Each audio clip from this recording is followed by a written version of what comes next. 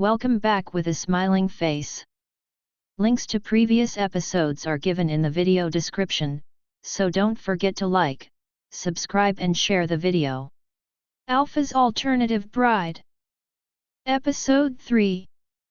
Hunter. I peered at Isabella from the driver's seat and saw that she was still angry with me. As much as I liked her spicy nature, I didn't like it when she was giving me the silent treatment. I preferred when she was shouting at me, that way I had an idea of what she was thinking. I would have to think of something to get her to speak to me. Anything. Will you ever tell me about Maggie? She asked suddenly. My hands tightened on the steering wheel and I had to force myself to focus on the road so as to prevent us from crashing into a tree. I never talked about Maggie. Whenever she came up I was reminded with the pain of losing her. I tried to forget about her to avoid the pain as much as possible. She was a part of my life that I didn't know how to let go of. There were too many unanswered questions and strings attached to Maggie. I couldn't let go until I found the men that killed her and avenged her death. Only then would I feel some peace with losing her. I blamed myself for the entire thing and maybe that was the biggest reason why I couldn't find it in myself to forget about the day that she died. I looked at Isabella and there was something in her eyes that tore at my heart. I desperately wanted to open up to her. Somehow I wanted to tell her everything. I wanted to tell her how much it hurt all of these years without a mate. I wanted to tell her how lonely and lost I felt. I wanted to tell her all of the bad things I did after losing Maggie. But most of all, I wanted to tell Isabella that she brought about those same feelings in me that Maggie brought out. Maybe even more. While I might be ready to open up a little about my past, I was definitely not ready to confess my feelings for her. It was too soon for that. I was not mentally nor emotionally prepared for it. The sad look in Isabella's eyes, however, had my mouth moving before I even knew it. Maggie and I met at a friend's party. The moment she stepped into the house I knew that my mate had just arrived. I searched through the thick crowd to find her and the moment our eyes connected it was love at first sight. I swallowed when I saw the hurt look in her eyes. I didn't know how to continue when she looked at me like that. Did it hurt when I mentioned Maggie? I didn't want to do anything to hurt her. She looked away from my penetrating gaze and it gave me time to focus on the road again. Whenever something was wrong with Isabella it was hard for me to concentrate on anything other than her. This time was no different. I want to hear the rest. She said suddenly, her voice soft but confident. I glanced at her again but she wasn't looking at me. Maybe that was for the best. I didn't think I would be able to even remember the past while gazing at her beautiful face. Everything after our first meeting happened so fast. Maggie and I agreed to get married a week after and everyone around us was happy for us. We were happy, we would do almost everything together and she agreed to anything I said as long as I paused, remembering something that always bothered me about my relationship with her. Something that bothered me the day that she died and bothers me even up to today. As long as you what? Isabella asked, reminding me that she was waiting for me to continue. As long as I didn't mark her. Isabella finally glanced at me. As long as you didn't mark her? She asked in disbelief. I understood the shock in her voice. Even I was shocked the day Maggie had told me that she didn't want me to mark her. The marking ritual between mates was something that almost every werewolf looked forward to. Why wouldn't she want you to mark her? Isabella asked after I remained quiet. I shrugged my shoulders. She said that she was not ready for it. She was okay with the marriage. She said that it was her way of proving to me that she wanted to be with me and that she wasn't going anywhere. Even though I wanted to mark her, I didn't push her. I thought that there wasn't a need to rush anything since she was already by my side every day. My head hurt at the reminder. If I had listened to my instincts and marked her, maybe she would still be alive today. I probably would have gotten to her faster because of the bonded link. But that would also mean that I might have never met Isabella. I gazed at her again. If I was ever given a choice that gave me the option to choose whether I would want a chance to have Maggie back into my life again but in turn lose Isabella or keep Isabella and forget about Maggie, would I do it? Would I take that chance and lose the woman next to me right now? Everything hurt at that thought and I pushed it out of my head before I lost my mind. Thankfully I wasn't in such a difficult position. Maggie was gone but Isabella was still next to me. Her safety was important to me. I would live my last breath protecting her. So that means you and Maggie were never officially bonded. I nodded and refocused on the road once more. No. We were never officially mated. We were never given the opportunity to have the joining ritual. My mind went back to the day that I lost her. I always tried to push it behind me. I hated to bring it up. It was easier to lock something behind closed doors and try to forget about it. Now I was opening the locks so that I could somehow open up to Isabella. I wasn't sure that it was a good idea, however.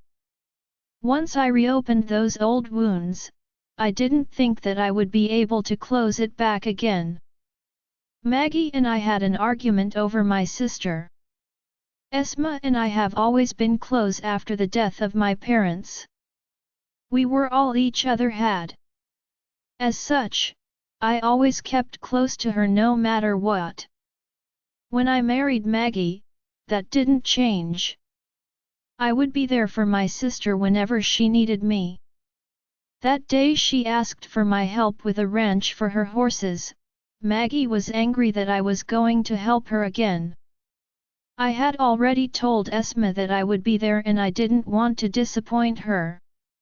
So I left after promising Maggie that I would take her out for dinner when I got back to make up for it. She didn't want to hear me. I felt like I was choking on the words with each memory of the past. I got a mind link that day from Dane. He informed me that Maggie had been taken. I looked everywhere for her, but because we weren't officially bonded, it wasn't as easy as it should have been to find her. When I finally did find her, she was. I couldn't continue. The image of Maggie motionless on the ground with her blood smeared all over body was too much for me. I pulled to the side, unable to control myself anymore. I held my head and tried to get the image out of my head. I couldn't take it. It was too painful. I didn't want to remember, and I wanted the pain to go away. My body stiffened when I felt Isabella reach across and climb onto lap. I held perfectly still. I closed my eyes and inhaled her sweet scent. SHH, you don't need to say any more. Let's not talk about it again. She whispered as she ran her hands through my hair. Slowly my body began to calm down. Isabella was like a miracle in a bottle. I had no idea how she was able to return my body to normal. I slowly lifted my head and gazed at her beautiful face. My breath hitched when I saw the teary glassy texture of her eyes. When the first tear rolled down her cheek, I leaned forward and gently pressed my lips against it. Her back arched towards me and I wanted to do so much more than just kiss her cheek. I leaned my face closer to her ear and let my warm breath touch her skin. "Thank you," I whispered. I felt raw need take over my body the moment I felt her shiver in my arms. Her scent was beginning to affect me again, and just like always my body was starting to respond to her soft luscious curves. If I didn't move her away from me now, I would not be able to stop myself from claiming her here in the middle of nowhere. I gently pulled away and guided her back to her seat. "I need to get you home safely," I told her before pulling back into the road. Isabella and I didn't talk for the rest of the ride, and I was grateful for that. It gave me time to think about everything. I wasn't willing to keep her away from me anymore. Instead, I wanted to slowly allow myself to accept her and treat her the way that she was supposed to be treated the moment I married her. When I pulled up to the house, Bruce was waiting right outside my front door. The moment I saw the frantic look on his face, I unbuckled the seat belt and turned to Isabella. "Don't come out unless I tell you to." She nodded, and I didn't waste a second getting out of the vehicle and rushing to his side. "Is there something wrong?" I asked Bruce. He dug his hands into his jeans and looked around us frantically. "I need to tell you something, and I'm not sure how you're going to react to it." I tensed at his words. I've never seen him so worked up before. He swallowed and looked me straight in the eye. "I think I saw Maggie. And she didn't look like someone who should be dead." Hunter Bruce's words took its time to register in my mind, but when they finally did, my body took its sweet time to recover from the shock of it. There was this tremor within me, followed by panic and confusion. There was no way that I'd heard him right. I was absolutely sure that he hadn't just said to me that Maggie, my supposedly dead wife, was indeed alive. Well, he didn't say it in those exact words, but he was definitely implying it. "Do you know what you're saying?" I asked him after finding my voice again.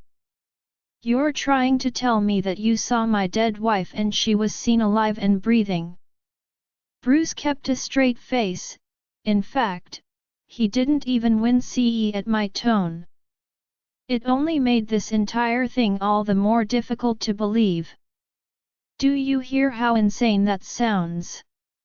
I demanded when he refused to say anything else. I waited for him to finally speak again. I needed him to confirm this for me. I couldn't accept it so easily. He sighed and rubbed his face before staring me straight in the eyes. There was so much emotion in his gaze that I couldn't do anything but believe that he was speaking the truth, even though how crazy that sounded. "You don't think that I know that?" he asked me. "I thought about this many times before I decided to come and tell you what I saw. I knew that this was a sensitive topic. I knew that it was unbelievable. I also knew that I couldn't bring this up unless I was sure of what I'd seen. There was nothing different about this woman. Everything about her screamed Maggie. She shared all of the qualities that she once had.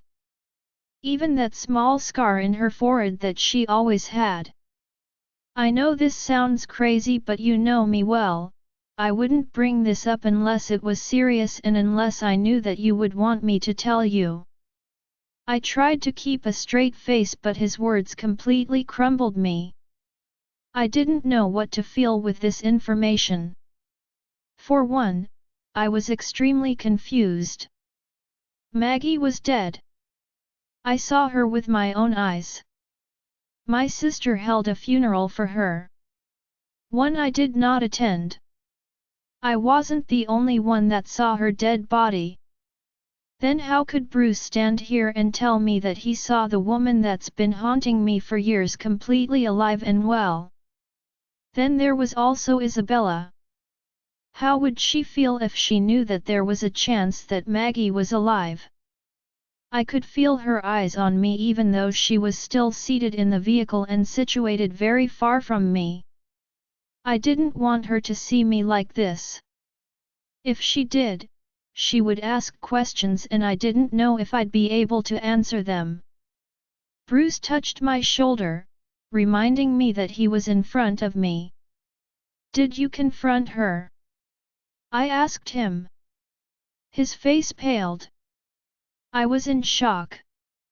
By the time it registered in my mind of whom she was, she had already disappeared.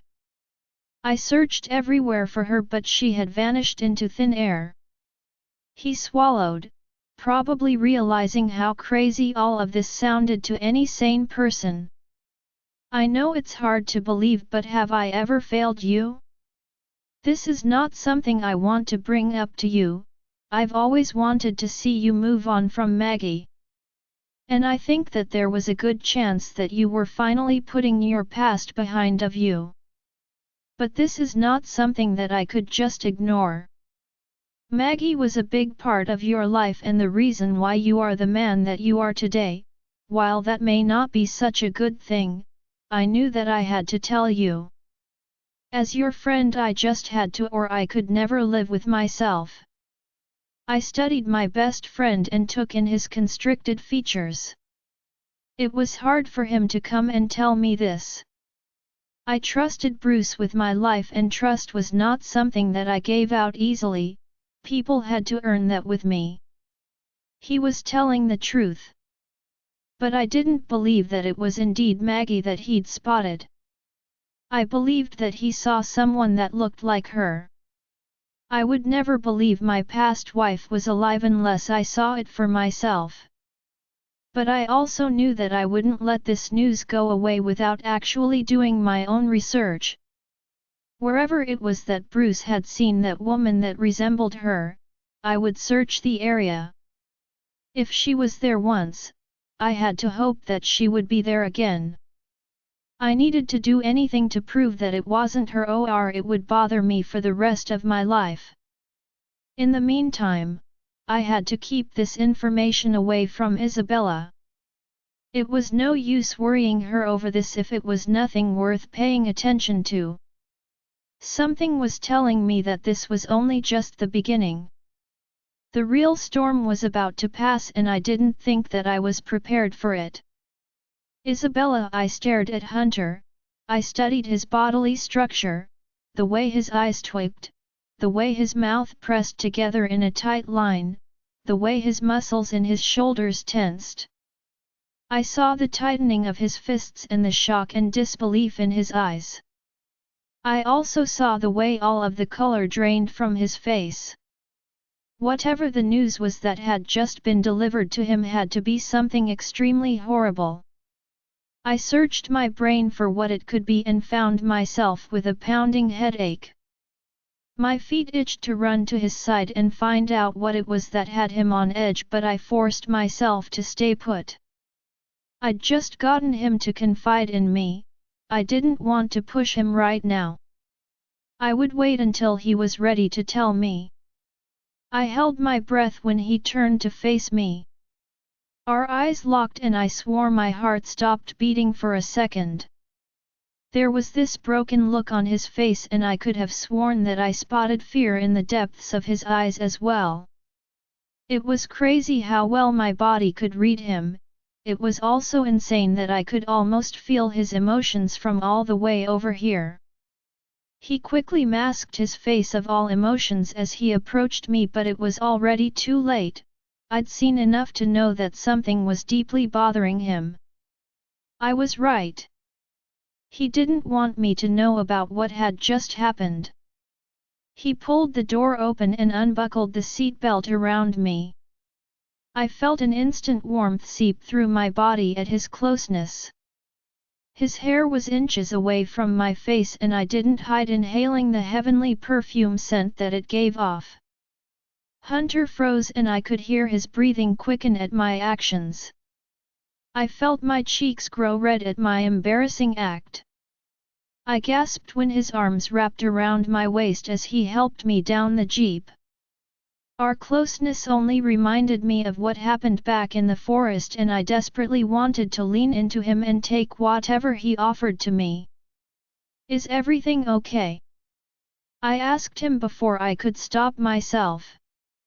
I was hoping that he would say something, anything to let me know what was happening. His jaw clenched and he looked back to Bruce, who was studying us with interest. "No. It's nothing that you need to be concerned about," he assured me. Hunter was quiet as he guided me back into the house. The silence was in no way awkward. However, there was tension in the air, most of it radiating off Hunter's body. "Are you not coming to bed?" I asked when he dropped the bags onto the floor and turned to leave the room. He turned to me with a heated look that almost melted my heart. My cheeks grew red after realizing what I'd just asked him. My eyes followed the movement of his throat when he swallowed, and there was this strong need to bite him there. I jumped when a soft curse left his mouth. It brought my attention back to his face. My heart dropped when he shook his head. "I have some more things to discuss with Bruce. I won't be back here until late. So don't wait up. Get some rest, you've had a long week." I didn't have a chance to stop him, he was out the room before I could say his name.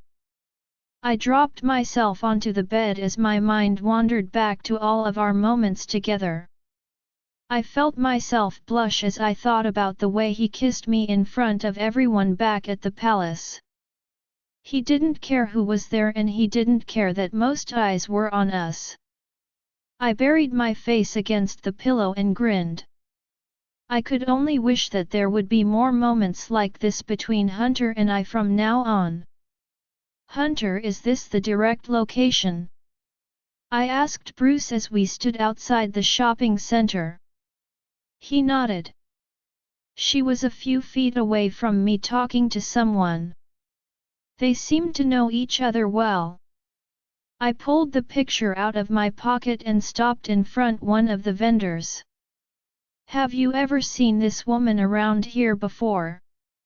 The man's eyebrows shot up the moment he recognized me. His fingers started to shake and one would swear that he would faint any minute now. I was used to these reactions from villagers now, I wasn't proud of it.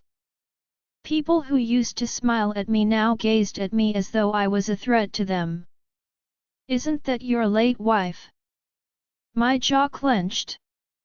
"Have you seen anyone recently around here that looks like this? Did anyone share a close resemblance to her at all?" He immediately shook his head. "I meet many faces a day, and I can assure you that I haven't seen this woman or anyone that looked like her." I gave Bruce a look and he shrugged his shoulders at me. There were many persons left to ask these questions to. I'd have to spread out my men and have them ask for me as well. If Bruce saw her, there must be at least one person here who's seen her as well. I cornered about 5 of them next, and every single one of them gave the same response as the first. No one had seen anyone that looked anything like Maggie. "I swear to you, she was here," Bruce assured me. I could see that he was becoming nervous, and I understood why. He didn't want to seem like a liar in front of me. He didn't have that to worry about. I already believed him. But it was weird that no one here saw what he had seen. "We will stay for about an hour longer and then I'll return home." Bruce studied me some more. "You've been avoiding Isabella since yesterday. You can't keep this from her forever." His words stopped me in my tracks. I closed my eyes and suddenly had a strong feeling to drop all of this and go back to her. I wanted to hold her and caress her, wanted to hear her moans and sniff her sweet aroused scent all over again. I had been avoiding her and I knew that Bruce was right. Eventually I would have to tell Isabella the truth. I just knew that now was not the right time for that. Isabella. It was the next day after Hunter had gotten news from Bruce in which he'd chosen to keep from me. I'd tried multiple times this morning to catch his attention but everything failed. In the end he'd left with Bruce to go somewhere that he'd made sure to keep from me. I didn't understand the need for secrecy at this time. It was beginning to worry me. Was it something extremely dangerous that they were dealing with this time? Nothing really worried Hunter as far as I knew, at least nothing that didn't concern people that he cared about. You look a little worried. I looked up to find Esma standing in front of me with a bothered gaze. Hunter had apparently taken my advice and brought his sister to live with us for her own safety. I was thrilled when I first found out the news yesterday. It would be good to have someone around here that I bonded well with. It made me feel closer to my sisters in a way. I managed to give her a smile and motioned for her to come join me. I appreciate you not telling my brother anything about what I've told you. I nodded. I think you should tell him as soon as possible. The Blackners are dangerous people and when they want something, they set out to go get it. It would be better if he knows about this so that he can be prepared for any attack from them. Esma sighed. I know, I'm just trying to build up the courage to do so. Hunter is a force that's really difficult to control. I'm fearful of what his rage could lead to. I nodded and a soft sigh escaped my mouth. You're right. He doesn't stop when he wants something. Hopefully we can try to stop him from retaliating against them. She nodded and took a second glance my way. You're always here to listen to whatever I have to say. I notice that you're a bit on edge. Did something happen? I froze, not sure if I wanted to speak to anyone about this. Her hands touched mine softly and she offered me a reassuring smile. Hunter has been distant with me since yesterday. Bruce told him something and he doesn't want to tell me what it's about. Whatever it was, he wasn't willing to talk to me about it. Her brows shot up and her nose did a little crinkle. Do you think he somehow found out about my connection to a Blackner? My face paled. I hadn't even thought about that. But why would he keep that from me? We heard a jeep pull up and it was no doubt Hunter returning. I guess I'll have to try and find out now, I said as I heard the door open. I didn't even have to go looking for Hunter, however. I heard his footsteps 1 minute and the next he was in the living room searching for something. When his eyes finally settled on me, I was surprised to see the relief on his face. Was he worried about me while he was gone? My heart warmed at that thought. But that feeling didn't last long since he was already turning to leave again without saying a single word to me. I excused myself and quickly followed after him. I knew the moment he realized that I was following him. I could tell by the way his shoulders tensed, even his walk had changed almost immediately. I expected him to keep going but instead he turned and I almost bounced straight into him. You've been avoiding me and I want to know why. I demanded from him without giving him a chance to say anything else.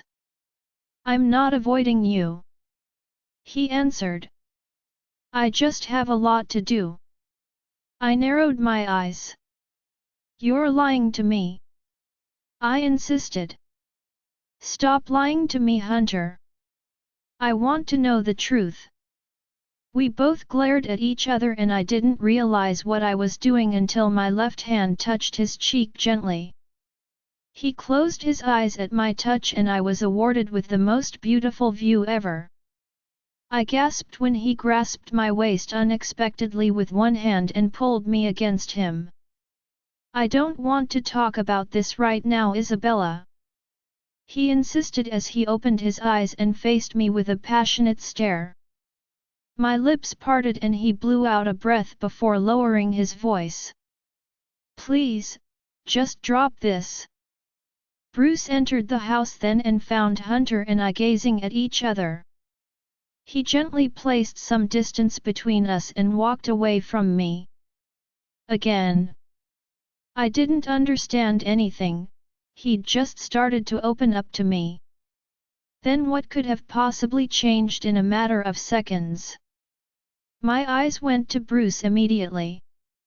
If Hunter didn't want to tell me the truth, I knew someone else that would have no choice but to. I need to talk to you. His gaze widened and he studied me with a guarded look on his face. Tell me what you told Hunter. I'm sorry, but that is between us. He will tell you when he wishes to. My jaw clenched and I angrily blocked his way. I'm his wife.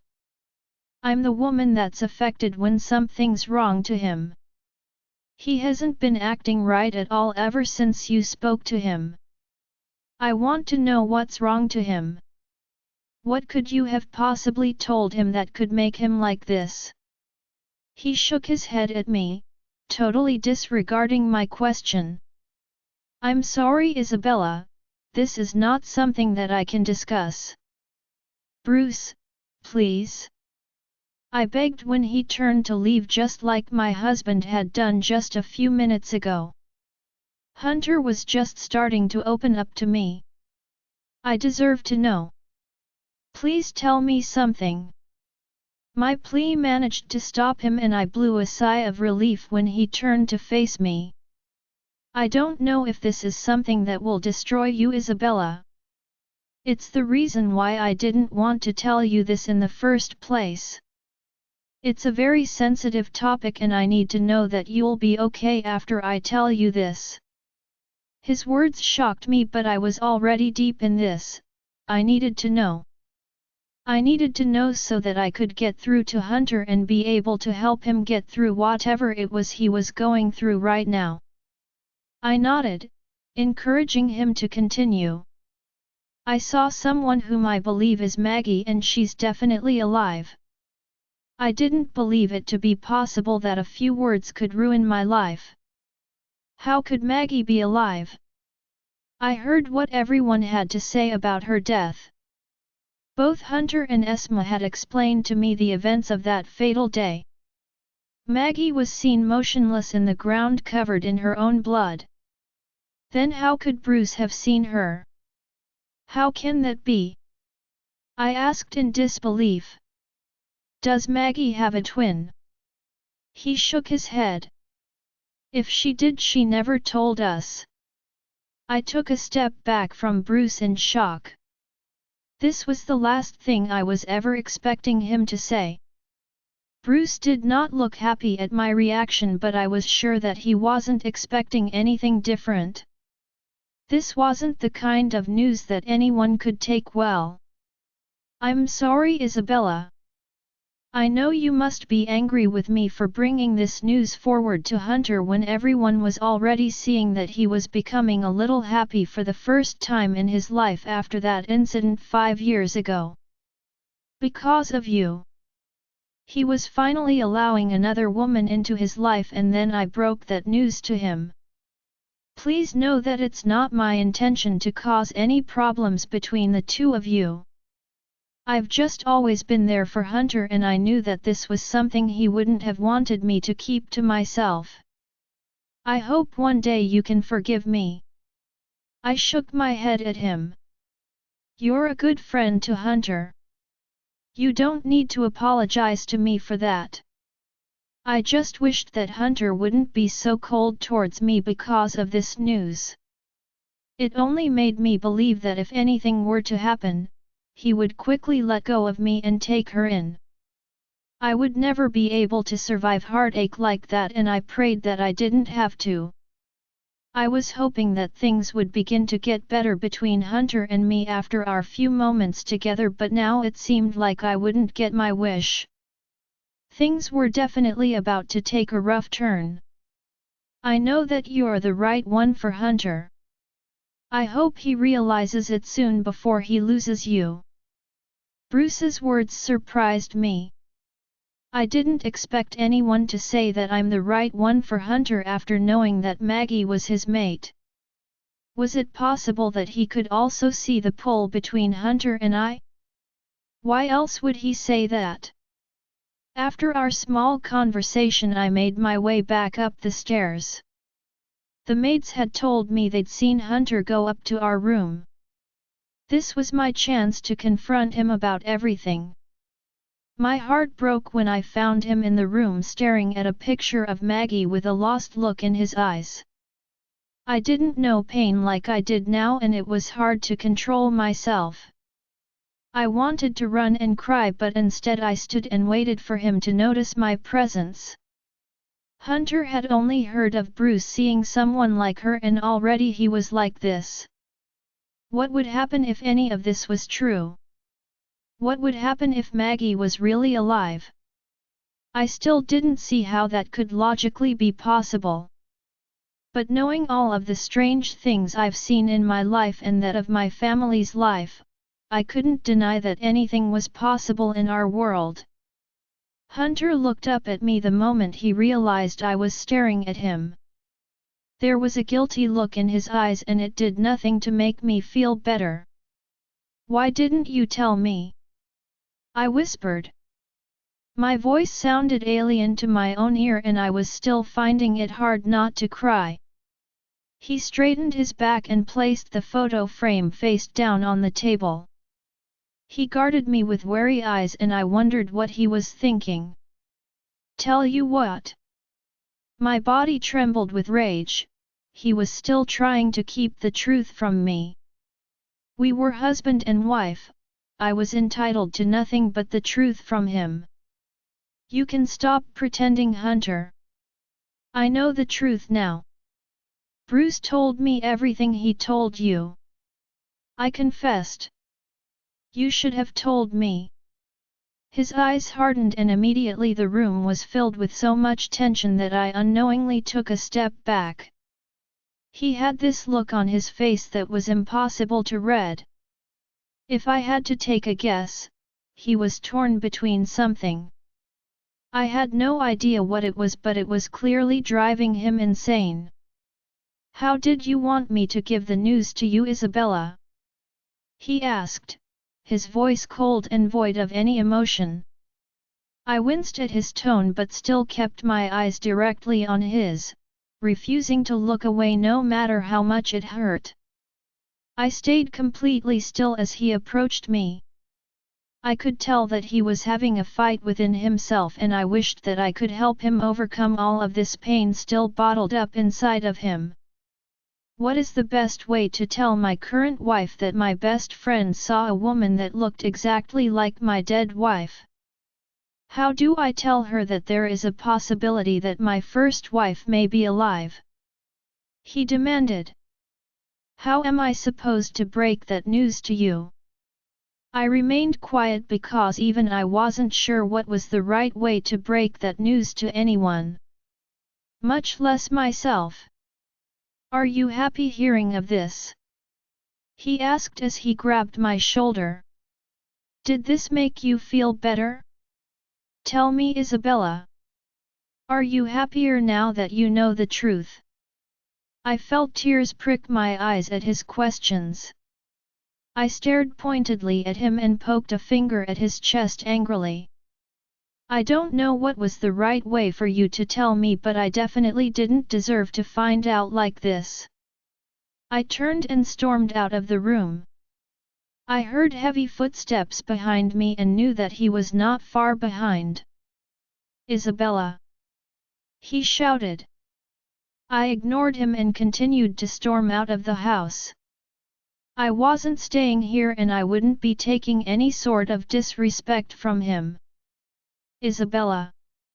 he shouted louder than before. I paused when a womanly figure came into my view and I slowly stopped walking to get a better look at her. Long shiny blonde hair flowed behind a slim figure and pretty eyes were masked by long eyelashes. She was a little taller than I and a lot thinner. Her lips were red and covered in gloss, even her skin was smooth and flawless, not a hint of a scar anywhere.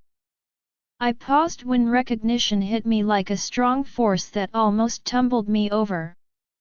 Those features, they could only belong to one person. No. It couldn't be. Maggie. My eyes widened as soon as her name entered my mind. My eyes saw her but my heart refused to accept it. This couldn't be true. She can't truly be alive. Maggie couldn't possibly be alive. No matter how much I tried to deny it, it was true. I was staring at the same woman from the picture I'd seen in our room. Every single detail was the same. She hadn't aged at all. She was still just as beautiful. It was bad enough that I had to compete with her thinking that she was dead, but now that she was alive, how could I compete with that? I couldn't, at least not in the way that I wanted to. I wanted Hunter to want me, to crave for me like I did for him. But I'd seen on numerous occasions that it was actually her that he wanted and missed all of the time. Now the woman of his dreams was in front of him again. What did that mean for me? What did it mean for us? I could see now why Hunter couldn't get over this woman. Everything about her was perfect and she seemed like the type of woman to leave a lasting effect on someone. Her eyes touched me for a brief second and I was sure that there was a hint of jealousy before her gaze went to Hunter again. There wasn't a single sound between any of us. I didn't dare turn to look at him. I didn't want to see the look on his face.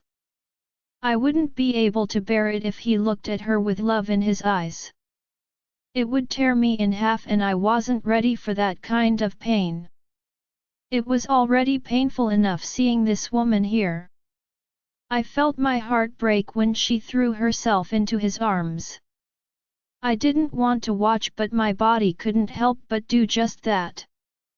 My heart clenched and I felt like I was choking on absolutely nothing. My entire life shattered before my eyes and there was nothing that I could do to stop it. The pain started in my chest before traveling to every inch of my body. It was so bad that I feared I was having a stroke. Hunter was frozen, he wasn't doing anything. In fact, his hands weren't even wrapped around Maggie.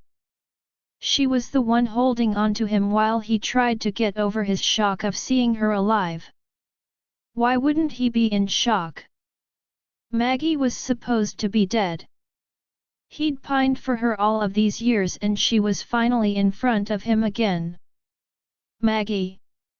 He finally asked, his eyes searching hers for answers that only she could give. She nodded, reaching up to cup his cheeks in her hands. Something I'd done just recently.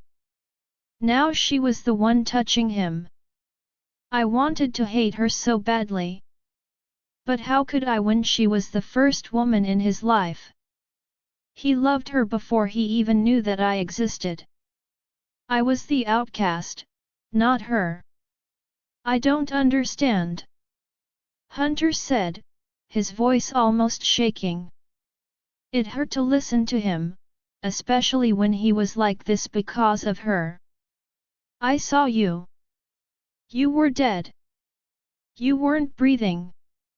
There was no heartbeat. How could you be in front of me right now? Maggie looked down as Hunter slowly pulled away from her, putting some distance between the two of them. It was then that Esma joined us. She took one look at Hunter and I before her eyes fell on Maggie. Her eyes widened in horror and she looked like she was staring at a ghost. Will somebody explain to me how she's alive? Esma asked in disbelief. That's a question that we all wanted to know the answer to right now.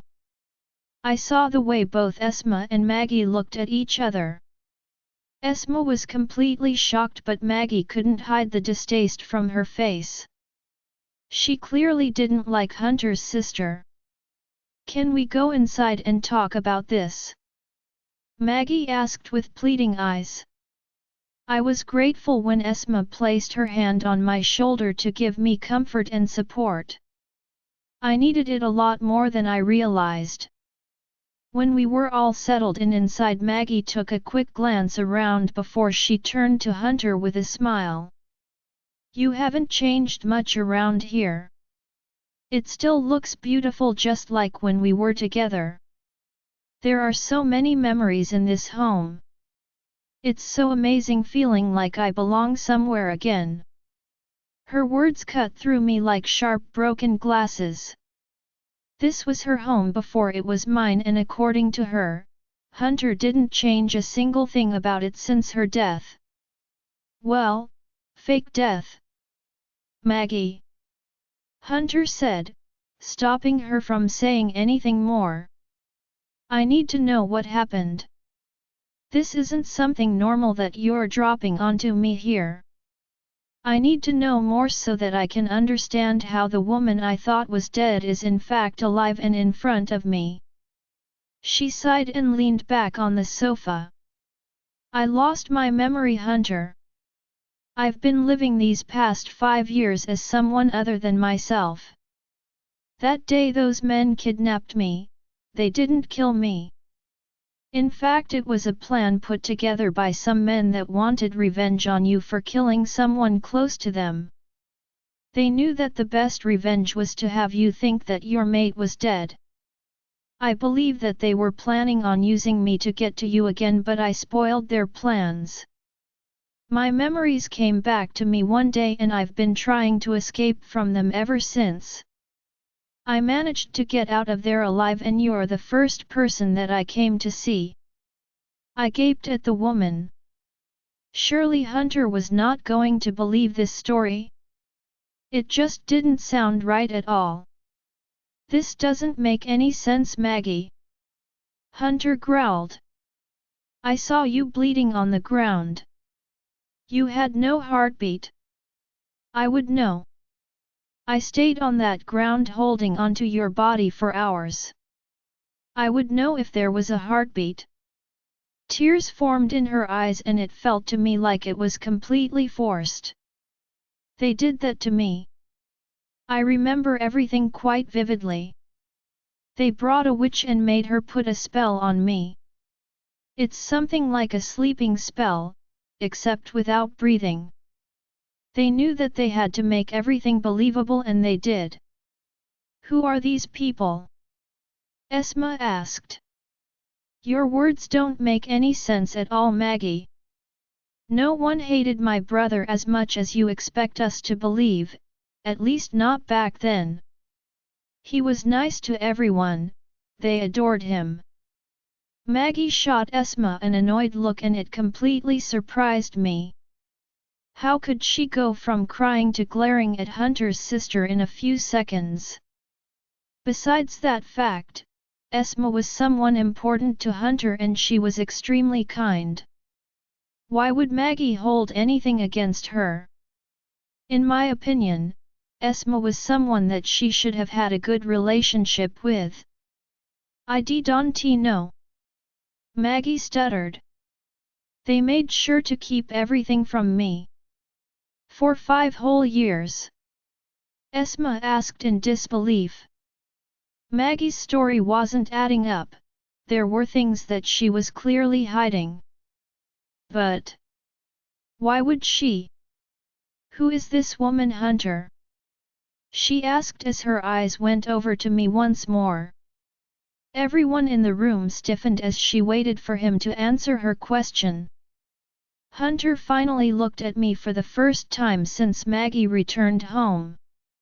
Our gazes locked and there was so much emotion in that one look that I wanted to run to him and bury my face in his chest. Hunter's hand started to shake and even my own body began trembling. She's my wife. Isabella. Maggie's eyes widened in what seemed to be feigned shock. There was this knowing look in her gaze. I didn't think that this was the first time she'd heard this. She tried to hide her knowledge of our relationship, but she'd clearly failed. Our gazes collided and there was this raging storm between us that only intensified with each passing second. Well, you do know that you aren't his wife anymore now that I'm here? She asked me directly. I mean, we never got divorced, so technically, I'm his only wife. Maggie. Hunter growled, surprising all of us. His reaction snagged all of our attention and all eyes were now on him. His jaw was pulsing and he looked like he was having an inner battle within himself. Why did he seem angry by her words? He gave her a warning glare and it left me totally flabbergasted. She was the woman he wanted all along and yet he got angry at her for insinuating that he and I were no longer husband and wife? That did not seem normal to me. Did Hunter really care that much for my feelings? His body was shaking with rage and I wanted to hug him so badly. He looked constricted and confused. Maggie remained quiet after the glare he'd sent her way. She didn't seem happy with the way he'd spoken to her. If I'd read her right, she looked like she wanted to hurt someone, probably me.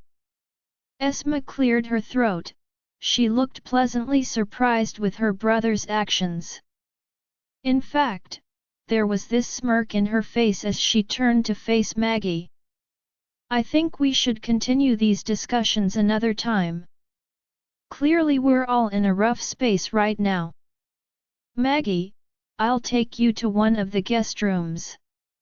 When Hunter's ready to talk again, I'm sure he will come find you. Maggie glared at Esma before staring down Hunter. He wouldn't look at her, however. He kept his gaze down. She then chose that moment to turn her glare directly on me. The woman looked like she wanted to pounce on me. I quirked a brow at her, not sure what she wanted from me.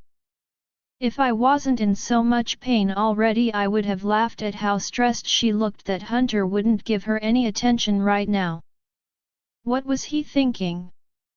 I stayed back after Maggie angrily stomped off with Esma trailing behind of her. I was thinking of something to say to him. Neither one of us spoke. I didn't know what any of this meant for us. I tried opening my mouth multiple times but nothing came out from it. He was frozen like a stone and eventually I couldn't take it anymore. I couldn't just stand here and watch him be broken over another woman. I spun around and rushed for my room. This time I couldn't stop the tears. When I had first gotten here, all I would hear about was Maggie, everyone spoke about her.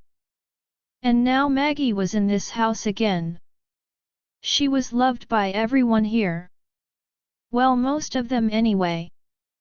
I wiped at the tears and felt my heart skip a beat. Would this mean that I would have to leave Hunter? Hunter, what are you planning on doing now that Maggie is back? You know that this means that your marriage with Isabella is now null and void. Bruce asked me. I heard myself growl at his words.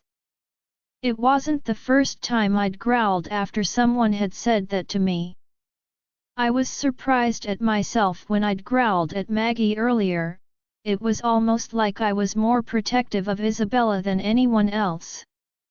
I could sense that Maggie returning was hurting her and I wanted to take the pain away but didn't know how to do it. I didn't like the idea of no longer being married to Isabella.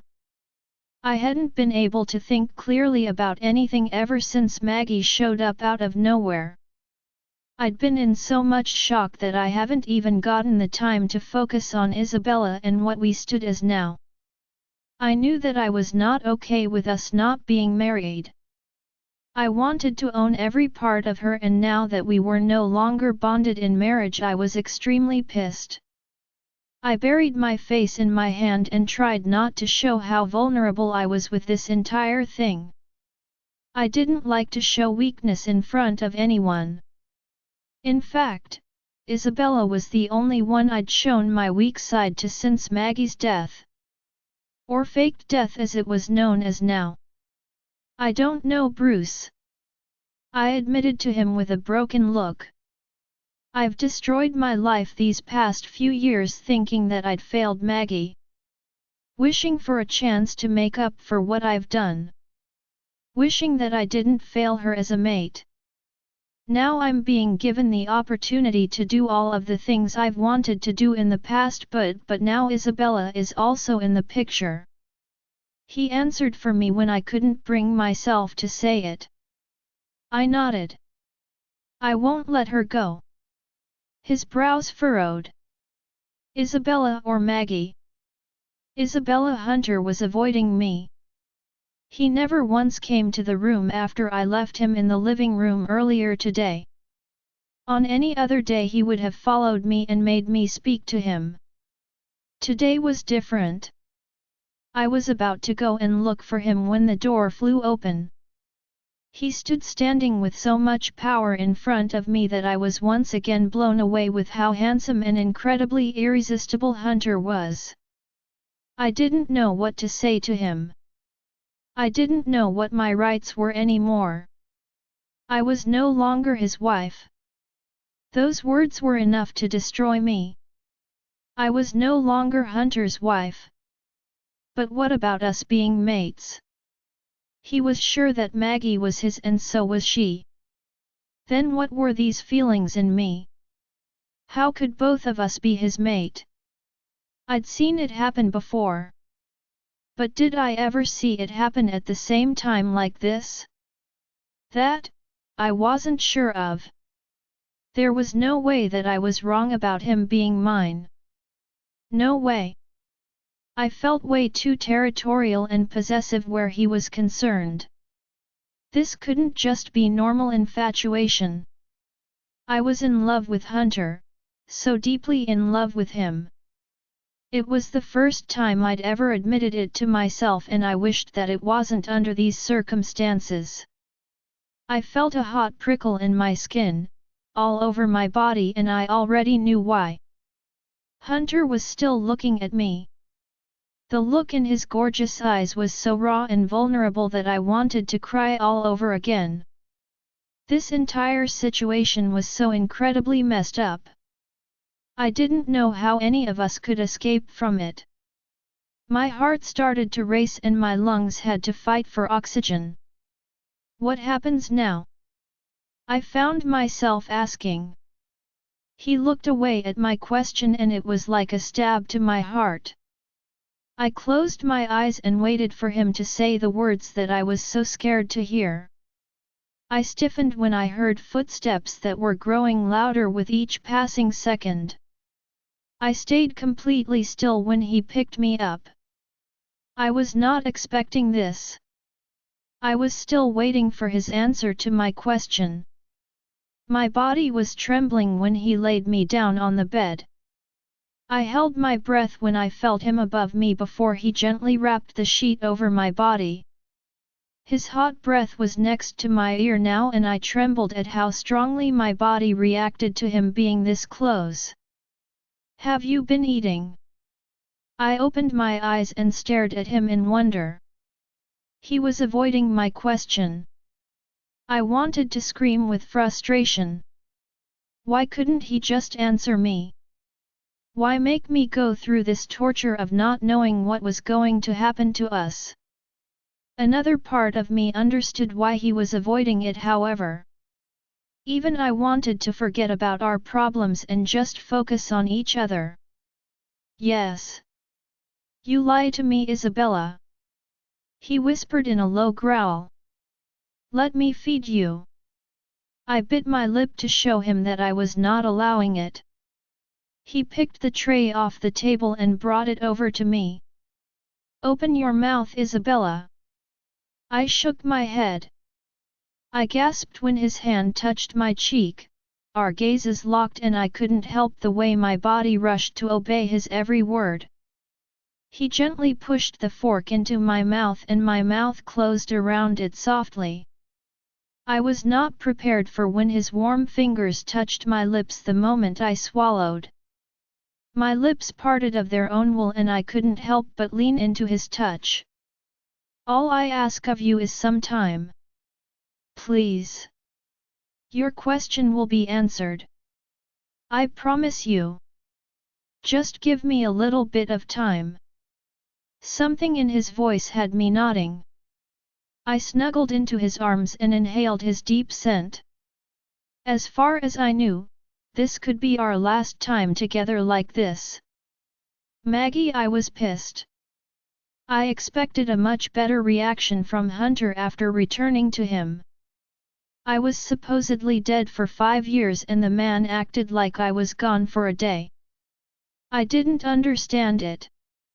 Our bond didn't feel as strong as it had done in the past and I definitely think that it had something to do with him. He couldn't take his eyes off her the entire time I was there. It took all of my control not to snap at the girl. She sat there looking all innocent and hurt at everything that came out of my mouth. She was pathetic to look at. I thought that he would happily accept me back into his life. After all, I'd seen him suffer without me. I'd seen him beg for me. I'd seen so much. Yet when I was finally in front of him, he acted like I was the last person he wanted to see. I expected him to take me back into his life and back into his bed. Not that I wanted to be in his bed, I loathed any form of physical contact with Hunter, but that wasn't the point. The point was that none of those things had happened. Instead, I was placed in a guest bedroom while he slept in bed with that other woman. They weren't even officially married. Their wedding was nothing because Hunter and I were never divorced. Now that I was proven to be alive, our wedding was the one that mattered. But Hunter nor that girl Isabella seemed to care about that. They were only concerned about being next to each other. Now here I was all alone in this room while he was there comforting her when he should be over here comforting me. For all I knew, they were doing a lot more than just that. I expected him to care about my feelings, but ever since I came back I could sense that he was only worrying about her. She was the one he was concerned about. Not me. I was not used to this odd behavior from him. I never knew that something could affect me more than my brother's death, but this definitely did. I was accustomed to being the one that Hunter went crazy over. Now it was hard to see him give that same attention to someone else. What did this mean? I was his mate. I was sure of that. What could have possibly changed in these years that could bring about these massive changes in Hunter? I never allowed him to mark me. Was that the reason for all of this? Could his wolf be retaliating? What exactly was going on? I wanted to scream. I needed to do something, anything to get Isabella out of our lives before she managed to bring about any more changes in Hunter. I needed to act quickly. I couldn't believe that woman was right all along when she'd told me that Hunter was already crazy over Isabella. Even my aunt had told me that Hunter had threatened her after she'd insulted Isabella, but I didn't think it was this bad until now. He was falling fast for her and I was running out of time. But what could I do to get what I wanted? I had to find some way to get him to let her go. And if he wasn't willing to let her go, I had to the second best thing. I would need to find some way to make her leave on her own will. I needed to make her believe that I was the only one for Hunter. That he would be happier with me. If she cared for him like I could already see in her eyes, then she would want to do anything to make him happy again. I also needed to do something to get rid of Esma. She didn't seem too happy with my return. I shouldn't be surprised, we never liked each other, not even a little bit. But this time there was this suspicious look in her eyes every time she looked my way. She wasn't buying my story and neither was Isabella. The both of them seemed to be getting along pretty well also. If anyone saw them from the outside, they would think that this was a happy family. That only made me angrier. Hunter couldn't be happy. I'd went through so much just to see him miserable and I wouldn't let it all go to waste just because of one girl. Isabella, I wasn't happy when Maggie came barging into our room in the middle of the night. Well, she didn't exactly come barging in, but she did knock a good few times, waking both Hunter and I. He'd taken one look at me before bolting out of the bed and rushing to the door. I tried not to be bothered that they were both out there talking, but I couldn't deny wanting to know what they were speaking about out there. I gently climbed out of the bed and tiptoed my way to the door. I should be able to hear them clearly from here. I can't see you in the same bed with her, Hunter. We're mates, it hurts me when you're alone with Isabella. Please don't do it anymore. My forehead creased as I tried to stomach her words. Did she really just ask Hunter to throw me out of our room? I wanted to rip her throat in half. Hunter was mine. I swallowed my anger and tried to stay calm. Why wasn't Hunter saying anything? Was he actually willing to do as she asked of him? Why should I have expected anything differently? He's never once hidden how much he cared for Maggie. Now that she was back, I was no one to him. He would do anything to make her happy. I just wasn't sure that I could stay and witness the man that I loved worshipping another woman. It would be too much for me. There was only so much more that I could take. Hunter, I stood in front of the woman I've literally pined for in the past few years. I wasn't moving. All I could do was keep staring at her while replaying her words over and over in my head. I was torn between doing what would keep her happy and what my heart wanted to do. I saw the hurt and disbelief in her eyes when I refused to give her an answer, and it didn't bother me as much as it would have done in the past. Hunter, she hissed. The hurt in her eyes was now replaced by unmistakable anger. Why aren't you saying anything? Throw her out or come to my bed. I just don't want to see you with her anymore. That's simply disrespectful to our relationship. What would people say when they find out that you're in bed with that woman, even after finding out that your mate is alive and living in the same house with you? Maggie's words shocked me to the very core. Did she really think that I cared about what others said about me? I've lived the past 5 years with the worst things possible said about me, and I went about my life just fine with that. I could not give her what she wanted. As much as it shocked me to admit it, I couldn't let go of Isabella even if I wanted to. I was already attached to her in a way impossible to explain. When she'd asked me what was going to happen now, I knew immediately that I wouldn't be able to let her go. I didn't even have to question myself about that, I already knew the answer. But the question still remained as to whether or not the same thing applied to Maggie. Would I be able to let her go after finding her back after all of these years? Everything was so messed up that I couldn't think clearly. All of the things around me felt foggy and out of reach. The moment I'd wrapped Isabella in my arms earlier tonight, I could tell that I would fight anyone that tried to take her from me. She was so soft and sweet, so vulnerable and precious. Isabella was my very own diamond, a unique gem, one that I was so clearly lost over. Maggie cleared her throat, bringing my attention back to her. My gaze touched her eyes and we stayed like that for a few seconds. This didn't feel like it once did.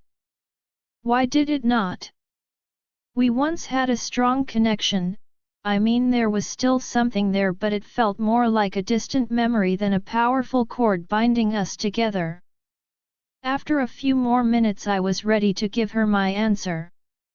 I knew that she wouldn't like it and it was hard for me to say it to her, but I had to get it over with.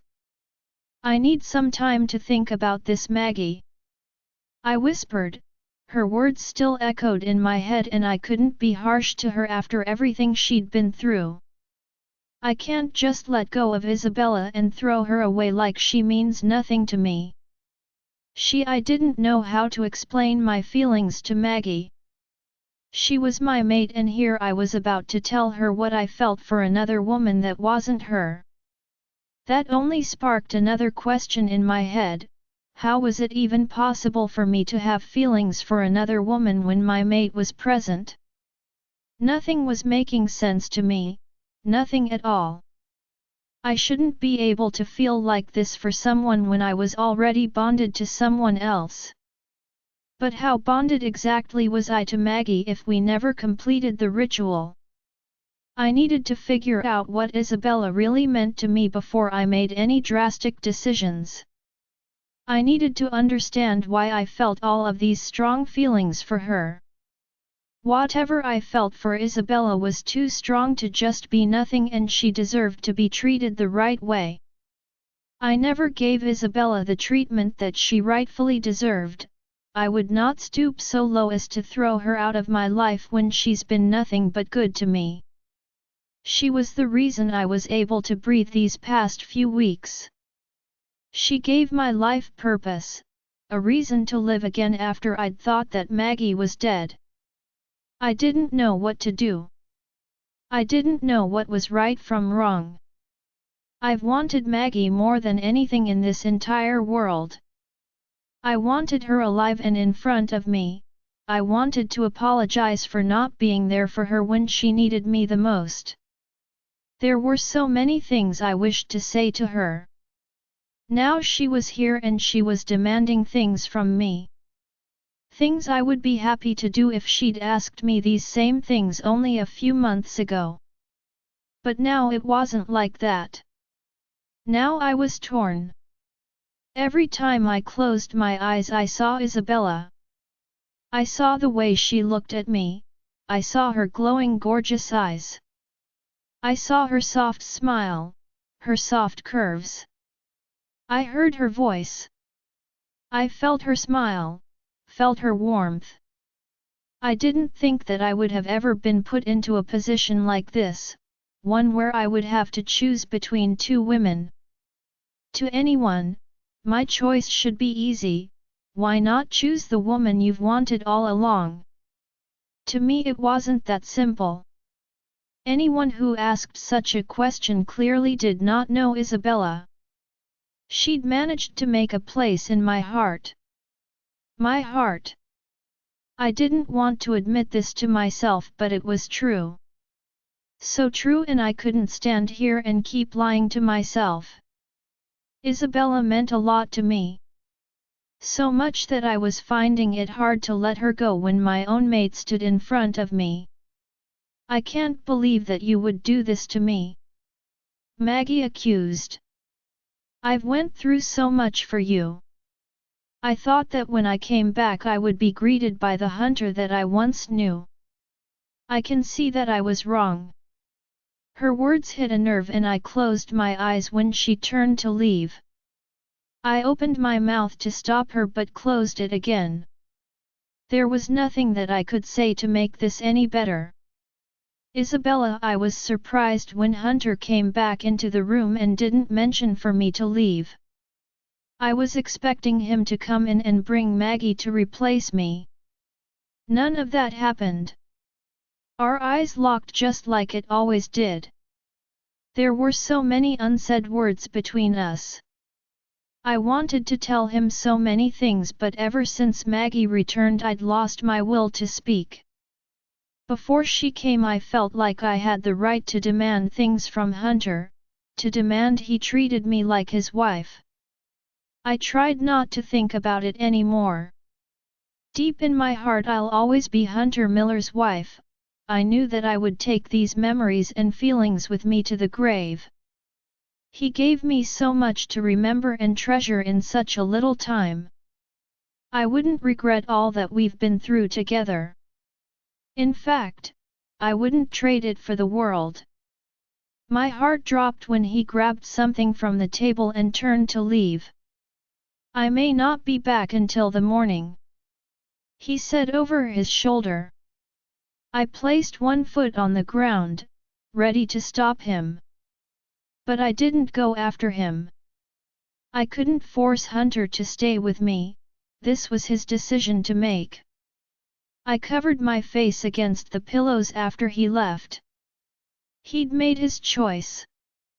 He chose to do what Maggie asked of him. The thought of him in bed with her was enough to send me crazy. Physical pain was nothing compared to this. Ever since Maggie had returned, that was all I've been feeling. Pain upon pain, and I didn't think that I could take much more of it. I wanted to jump out of the bed and scream at him. In fact, I wanted to scream at the both of them for bringing me into this mess. I shouldn't have to suffer like this. All I've ever wanted was to be loved by Hunter. Was that really too much to ask for? I barely slept the entire night without Hunter by my side. It was difficult, especially after knowing where he was. The next morning, I opened my eyes just in time to see him walk back in. I checked the time and stiffened when I saw that it was 8. He'd stayed in bed with her all this time? I felt a stabbing pain in my chest, followed by anger that fueled my veins. I angrily got out of bed and faced him while blocking his way to the bathroom. His irresistible scent hit me hard, and it only made me angrier. Hunter looked down at me and studied every feature on my face. I tried not to think about how beautiful his eyes seemed to me right now or how good it felt to be near him again. Instead, I focused on the anger that was slowly spiraling out of control. How could you do this to me? I demanded from him. His eyes widened and he looked down at me as if he wasn't sure how to respond to my question. Why did you go to her last night? Why did you? I screamed. I knew that Maggie was still his wife while I was no longer his, but I just couldn't stop the pain. The more hurt I felt, the more I wanted to scream at Hunter. He looked taken aback by my outburst. He took a step towards me and I took one back, keeping some distance between us. It was the only way that I could ensure that I didn't get lost in him again. Isabella, he whispered. He spoke in a gentle voice, almost like he was speaking to a baby. Listen to me. Why did you? I cried before slamming my fists against his hard chest. I felt defeated and so lost. I couldn't stand the thought of him with anyone else but me, no matter who that person was to him. I just couldn't take it. He grabbed both of my hands and pushed them over my head against the wall and leaned into me. Listen to me, Isabella. He growled. I wasn't with her last night. I spent the night outside in the jeep. I promise. I paused after hearing his confession. It was crazy what happened to my body next. The anger just flew out of me like a raging fire dashed with enough water to cool it down. After realizing that I'd finally relaxed a little, only then did Hunter let go of my hands. He quietly leaned his forehead against mine. I wasn't with her. You must believe me, please?" I opened my mouth to speak when I heard footsteps approaching fast. There was a soft knock on the door and Hunter and I slowly rearranged ourselves. "Come in," he called. "We have company," Esma informed us after poking her head through the door. Judging by her sour mood, I could already tell that it wasn't someone that I should be happy about. We followed her out of the room and down the stairs. Maggie was talking to someone that I immediately recognized. It was that woman who'd tried to insult me at my welcome party. Maggie's aunt. Was her name Sheila? I believe that was it. "Did you invite her over here?" Esma asked her brother. Before Hunter could answer his sister, Maggie rushed to his side and grabbed his arm. "Oh Hunter," she cried. "It feels so good to see my aunt again." Sheila walked towards us with happy tears in her eyes. I couldn't believe the news when I'd heard it. "My precious Maggie is back." I narrowed my eyes. Something didn't seem right at all about this entire thing. She seemed to be completely calm for someone who'd just found out that her niece wasn't dead. "How did you know that Maggie was back?" "No one has spoken a word about it." The aunt looked at me as though I was the enemy. "Someone spotted a person that looked like Maggie. They informed me immediately. I came here to tell Hunter the news but instead was surprised to see my niece alive and well." "You don't look that surprised if you ask me," Esma mumbled. "At least I wasn't the only one that saw it." "Esma." Hunter said her name in a warning tone. "This is all so crazy. Now you and Hunter can be together like you've been in the past. There is nothing separating you two anymore," Sheila said to Maggie with hopeful eyes. I couldn't take hearing any more of this. I turned around and walked out of there like my life depended on it. I didn't stop walking until I was outside by the pool. I inhaled the cool air and leaned against the wall for support. "You'll never have his heart." I opened my eyes to find myself face to face with the woman that made my life miserable even before I knew that she was alive. I narrowed my eyes. "You don't know anything." She laughed. "I know that he hasn't been able to take his eyes off me since I returned. I know that I'm his mate. I know that he's loved me since the moment he first saw me and has never stopped loving me. I know that this marriage was nothing but a show. He used you because he was lonely and was hurting over me. Whatever little moments you two have had, I'm sure it was only because of the pain he felt after losing me. Now that I'm back, believe me, Hunter will be mine again. He will never love someone like you. I can already see it so clearly.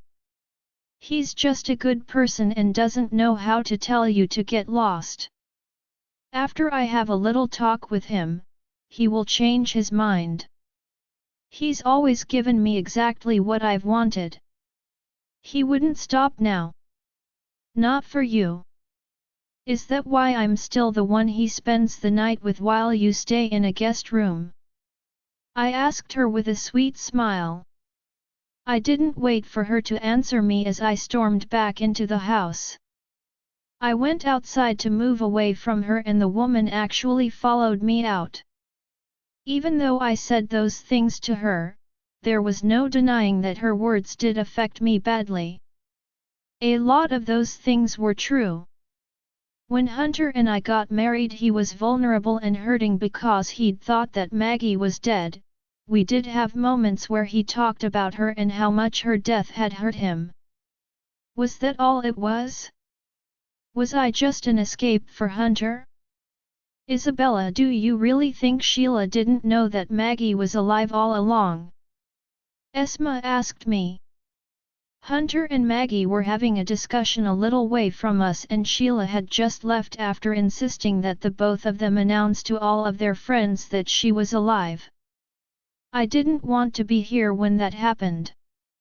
I couldn't imagine just standing and watching while everyone congratulated the two of them. It would only make me hurt some more. I don't think so, I admitted. I can't say for sure, but something just doesn't add up. Maggie's story alone sounds too crazy to be true. She nodded. I was thinking the same. I wish I knew how to get the real truth out from her. I sighed. I don't know if Hunter would want that. Esma reached forward and touched my arm lightly. Believe me, my brother already has feelings for you. He would see through her lies eventually. Right now he's just in shock and it's taking him some time to get over it. I can't blame him. We all thought she was dead. I'm not so sure about that, I whispered. Maggie is flawless. Why would Hunter not want her now that she is back? Esma's eyes widened. Flawless? She asked. She's so far from it. You're the one that's actually flawless, Isabella.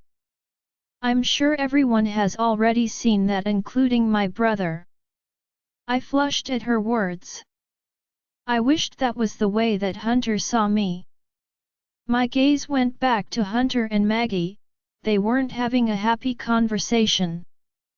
I could tell by the way both of their voices were rising every second. I picked up on a little piece of their argument. It sounded like Maggie had ordered some of Hunter's men to do something for her aunt, which in turn left the security of the house at risk. I knew how much Hunter cared about keeping this house safe. It was important to him because he wanted to keep me safe. Now I was sure that he wanted to protect Maggie as well. He wouldn't want to lose her twice. I sighed and took this time to study Maggie a little more. It was easier now that she wasn't looking directly at me like before. Her hair was up in a tight bun, and it was only then did I realize that she wasn't as flawless as I'd originally thought. There was this small scar on her forehead, near her temple. Her eyes found me looking at her and she narrowed them at me. I tensed when she started to walk towards us with a mischievous glint in her eyes. I felt a cold chill run down my spine, and I could tell that she had something horrible to say before she even opened her mouth. Before I came here I heard someone talking about your sister, she said over her shoulder to Hunter. Maybe Isabella and Esma can help confirm whether this is true or not. Esma and I looked at each other in confusion. What could she have possibly heard, and why was she looking at us like this? I heard that her maid is a Blackner. Nathan Blackner. There was a long silent pause amongst us at her confession. There were so many questions racing through my mind. How did she know this? There was no way that Maggie had found that out without asking around or doing some digging up. I gave Esma a shocked look and she returned it back to me. I bit my lip as I already knew that Hunter was about to go crazy on all of us. He turned to Esma with his lips pressed together in an unhappy frown. Is this true? Her bottom lip trembled as she faced him. At this moment I wanted nothing more than to slap Maggie hard across her face. I could see that she was happy to cause Esma any kind of unhappiness. There was this mischievous smile on her face as she waited for the scene to unfold before her eyes. Why would she do that? She not only made things difficult for Esma, but she was putting Hunter's life in danger as well. This was what we wanted to avoid all along in the first place. We didn't tell Hunter because we wanted to protect him. Did Maggie not care about his safety? Did she even think before opening her mouth? Brother, Esma whispered. I know that I shouldn't have kept this from you, but I didn't want to put your life in danger or get you mixed up in my struggles. I'm dealing with this on my own. Hunter took a step towards her and faced her with his famous penetrating gaze. Was Nathan responsible for the threat to your life? Are they the ones that almost got Isabella killed? Esma trembled and refused to answer his question. Answer me! He roared. I heard a loud crash outside and everything happened so fast after that. 1 minute Hunter was shouting for Esma to answer him and the next an unknown body slammed straight into him. A scream left my mouth as they both started to tackle each other on the ground. Esma was frozen on her spot and I sprang into action before I could stop myself. I grabbed a chair and slammed it into the person's back. It did nothing to him, however. The man didn't even flinch a little. He was no doubt just as strong as Hunter was. Hunter rolled them over so that he was on top of him, strangling his neck. It was only then that I recognized the tattoo on his chest.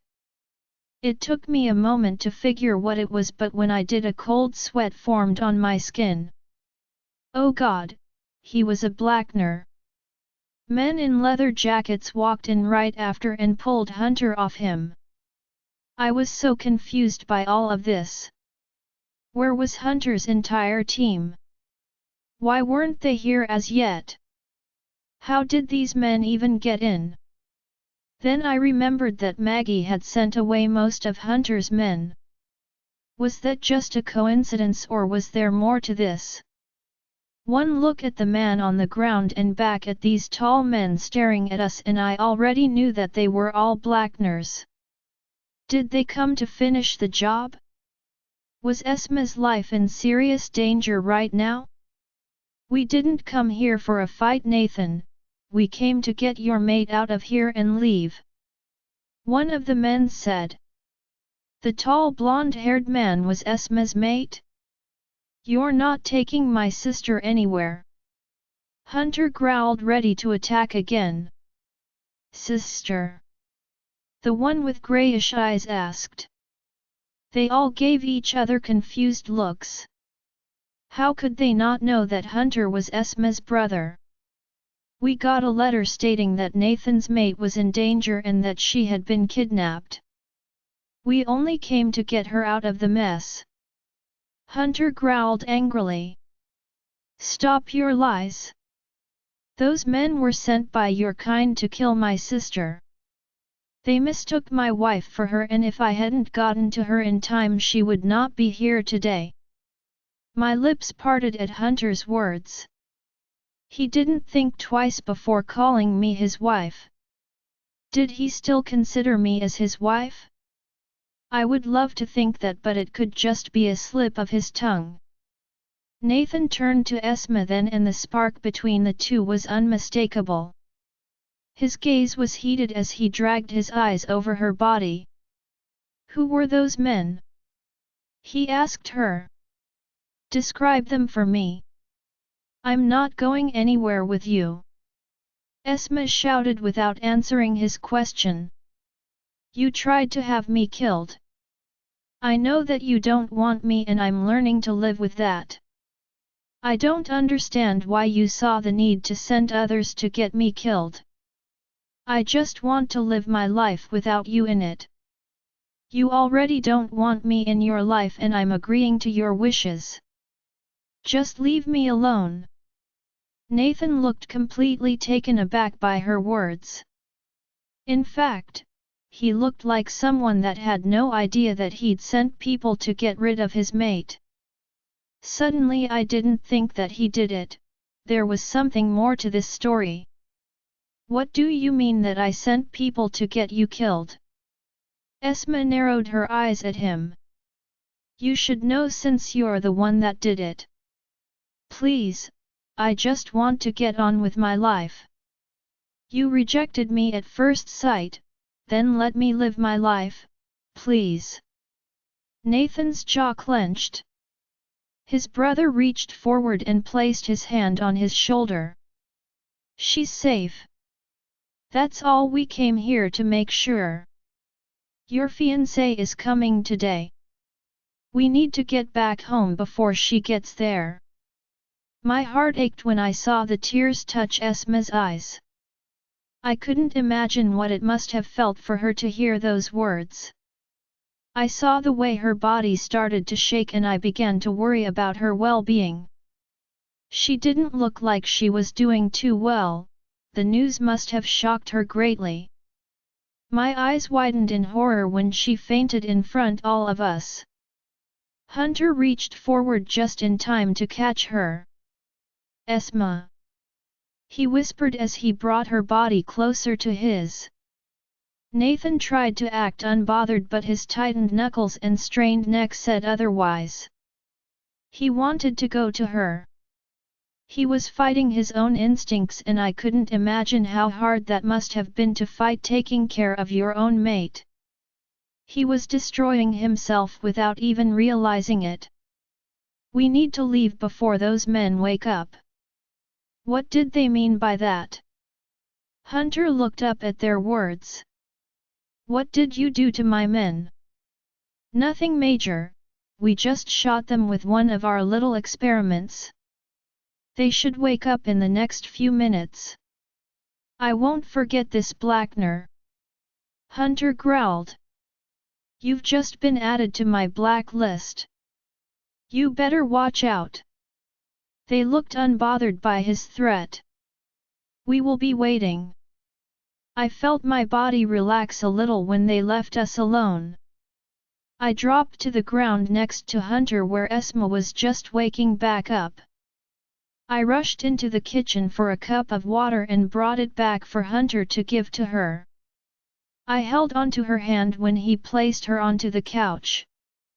Her eyes were sad and distant. "It's going to be okay," I whispered. "We're all here for you." She nodded as tears continued to stream down her face. I turned around when I saw Hunter rushing out the door. I immediately followed after him, scared that he would go after the Blackners. I stopped in my tracks when I saw the state of Hunter's men. They were all knocked out on the ground. What did they shoot them with? The Blackners were known for their advanced technology, but this was simply insane. Hunter was on his phone next barking out instructions to multiple people. I had no idea what he was planning, but it worried me. Bruce rushed in just then. "Get some doctors out here. Someone needs to make sure they're okay. The rest of the pack should be back soon," he ordered him. Bruce nodded and sprang into action. I followed Hunter back into the house where he went straight to Esma. "I'm not going to sit back and watch those men disrespect you," Hunter assured his sister. "I know their biggest enemy. I have a good relationship with those men. I will marry you off. Believe me. That will kill Nathan inside when he sees you with him." Esma stared at her brother like he'd completely lost it. "I'm not marrying someone that isn't my mate." Hunter glared at her. "In case you haven't noticed, Esma, your mate is out of the picture. He's a Blackner, they're grown up from small to hate their mates. He's moving on with his life while leaving you behind, you need to do the same. I'm your brother, let me do this for you." I touched his shoulder, hoping to stop him from making a huge mistake. "Please don't do this to her, Hunter. She deserves to choose who she wants to be with. Don't force her to marry someone that isn't her mate." He turned to me then with a glare and I gasped at the anger I saw there. It was the first time I'd ever seen him look at me that way and it hurt more than it frightened me. "Why did you keep this truth from me?" he demanded. You knew all along, didn't you? Hunter, I was angry, angrier with myself than I was with anyone else. I should have known this important detail about my sister. We were always inseparable, then why did she suddenly decide to keep something like this from me? And why didn't Isabella tell me this either? I always thought that she would be completely honest with me. I trusted her to be honest with me. I knew she held back this information from me, but I didn't know why. She even told me once that Esma was keeping something from me, but I never once thought that it would be such crazy news. My sister was the mate of one of those cold-hearted creatures? If I had known this, I could have been prepared today for an attack from those sick Blackners. Instead, Isabella and my sister's life were put at risk today. If the Blackners had wanted to do something to her today, they could have definitely done it. That fact only made me angrier. Isabella's eyes were tainted with the hurt she felt, and it was like stabbing my chest with a dagger. I didn't want to shout at her, but I was so angry that I couldn't control it. It wasn't the first time she'd done something to put her life in danger. She should have known that this was something important to tell me. Why, yes, I did know, but clearly she didn't think that you were important enough to share such information with. Neither your sister nor Isabella cared to tell you anything. You had to hear it from me first. I wish I had mentioned it earlier. Then you would have been more prepared for the Blackners breaking into your home. Maggie cut in. I wasn't ready for her as yet either. She sent away my men in such a crucial time without asking me a single thing. I couldn't even blame my men, they knew that I allowed my maid to give orders. But that was in the past. Now I allowed Isabella to give those orders. Though she never actually knew that fact. Isabella turned to Maggie and narrowed her eyes. This is a conversation between Hunter and me. Your invaluable input is not needed. I loved the way Isabella's eyes flashed when she spoke, and for a minute I almost forgot about my anger. Maggie was furious at her now, and I knew that if I didn't get one of them out of here now, there would be a fight soon. I grabbed Isabella's hands and guided her up to our room. I could feel her body shaking with rage, but thankfully she didn't pull away from me. As soon as we reached the door, she pushed it open and turned to face me with an angry glare. I can't believe that you're even listening to what she has to say about your sister and me. Isabella shouted. How could you even think that you aren't important to us? Why would you think that we didn't tell you unless we had a very good reason not to? Esma and I didn't want to tell you anything about the Blackners because we were concerned about your own safety. We knew that they were dangerous and that you would want to start a war with them if you knew what they had done to her. We only kept it from you because we were worried for your own safety. Esma would have confessed the truth to you when she was comfortable to do so and when she thought that it was the right time. How can you not see that? I stopped stalking towards her, shocked by her confession. My body was so lost in rage that I never once considered this to be the reason as to why they'd kept something like this from me. Why would they worry for my well-being? I could take care of myself, they were the ones I needed to protect. Suddenly a loud cry escaped Isabella's mouth and she fell to the ground in pain. My eyes widened and I moved to rush to her side when realization dawned on me. I paused midway and the only movement in my body was the ticking of my jaw. Surely that wasn't, oh no. This couldn't be what I thought it was. I made an effort to walk forward when a great wave hit me and I stumbled backwards in shock. I'd never had to face a force so strong before. My head moved from side to side and a sweat built up on my forehead as I tried to stay focused. Another cry echoed throughout the room, and this time Isabella's knee hit me so hard that I almost fell over the railing. I took a long stride into the room and staggered back against the door. I was reminded once more that I'd never been hit with anything so strong in my entire life. I was a warrior in battle. I took my opponents down with a swiftness that was often praised, yet look at me now. I cowered from a woman. My woman. Hunter. She croaked. I don't know what's happening to me. Her voice was enough for me to gather all the strength I needed to reach her. I rushed to her side and gently pulled her up with me. My hands burned where I touched her bare skin.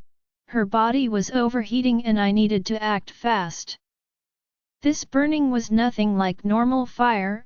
No, this kind started from the inside and traveled to the outside. I froze when she started to rotate her hips against me. I hissed at the contact and tried to keep her hips one place. I always had this problem with Isabella. She would move her body in such a way that brought out the monster in me. Isabella! I groaned. Please!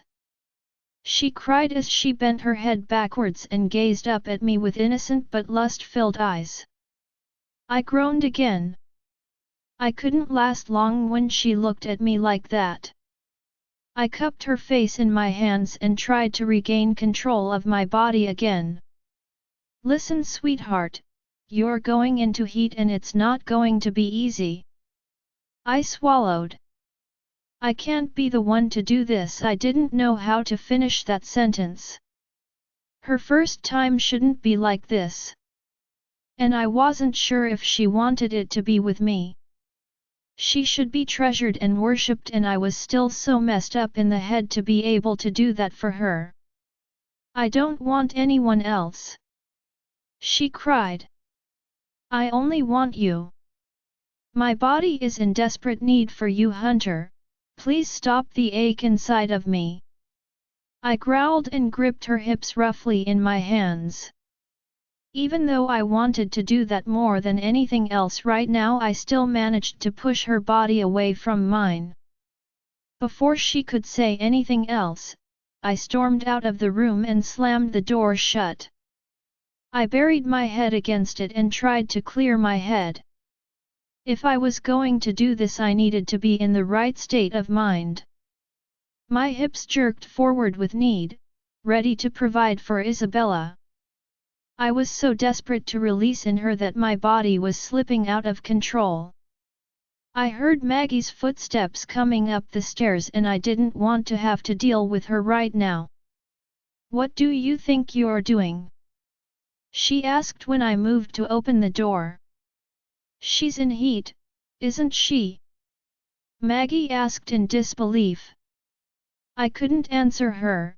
In fact, I could barely hear anything that she was saying to me right now. Isabella's moans and sweet cries were enough to send me to my knees and beg for her to tell me how to ease her pain. I could still hear it even from out the door, and it did just as much damage here as it would have done if I was inside the room.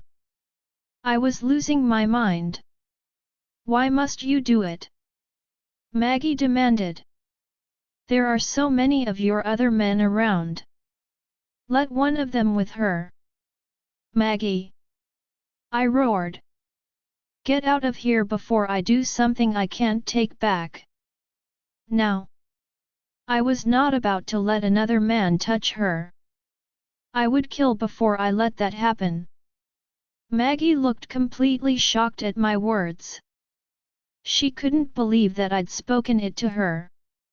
It was the first time I'd ever spoken to her in that tone of voice before.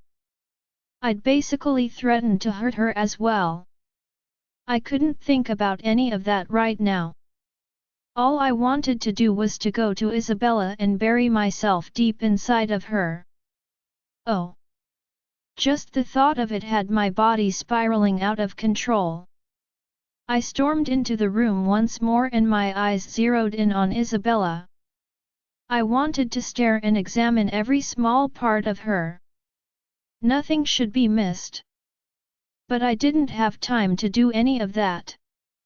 Not when Isabella's need was awakening me. I couldn't think clearly with her hand on me like that. Isabella, I whispered. Let go or I won't be able to stop what I'm about to do next. I can't stop. She cried. I want you everywhere.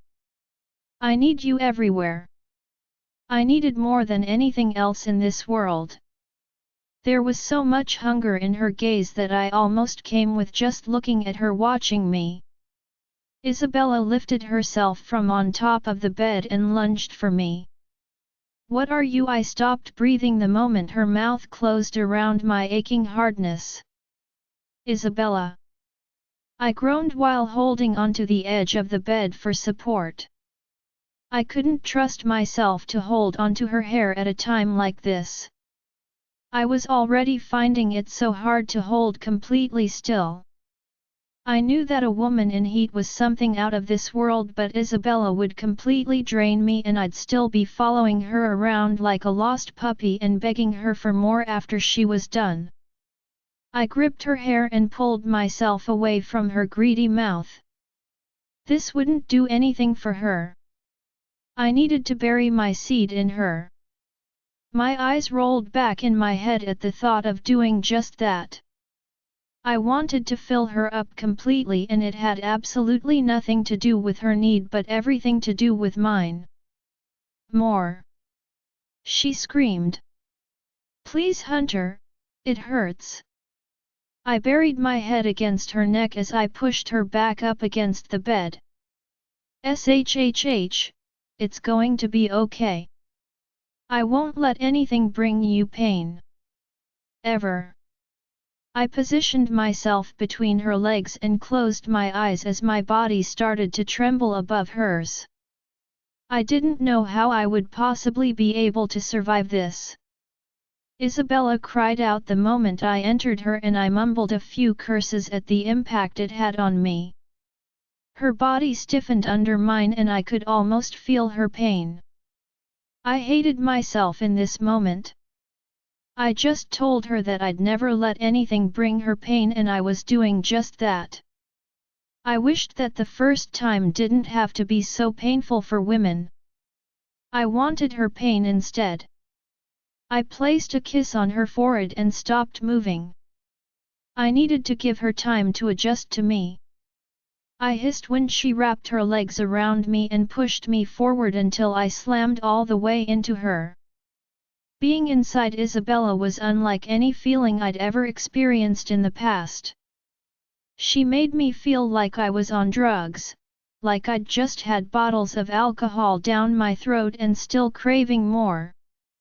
All I could see and smell was her, and if this was the way to die, I would gladly accept it. Isabella moved her head from side to side. I growled when she gripped my hair roughly in her hands and started to pull on it. Move, more. Move Hunter. Her words were enough to send me over the edge. Isabella's loud breathing mingled with mine in the most beautiful way possible. I lifted my head and gazed down at her. Her lips were swollen and her cheeks flushed. She was the most gorgeous woman I'd ever had the pleasure of meeting. I gently moved some of the hair away from her face and opened my mouth to speak. Are you? It wasn't over. Isabella was ready for me again. Her need barreled into me and I buried my head against her neck as I tried to regain control again. This time it was even stronger than before and our bodies moved on its own to find each other and join. Do you know how much I've dreamed of doing this to you, Isabella? I growled as I bit down on her lips until I tasted blood. I've watched you and worshipped your body from afar every day since the first day I saw you. I confessed. Isabella moaned and clung to me like her life depended on it. Hunter. she cried. My eyes widened as a totally new desire coursed through my veins. I growled as my teeth elongated. There was this strong need to mark Isabella and I was fighting for control. Her body arched against mine and I gripped onto her waist. I could feel Isabella reach for me again and I was happy to give her what she needed. I would do anything for her. Anything. Even give my life. Join our Facebook and WhatsApp group for more updates, link is given in description. Rest audiobook will be continued in next episode.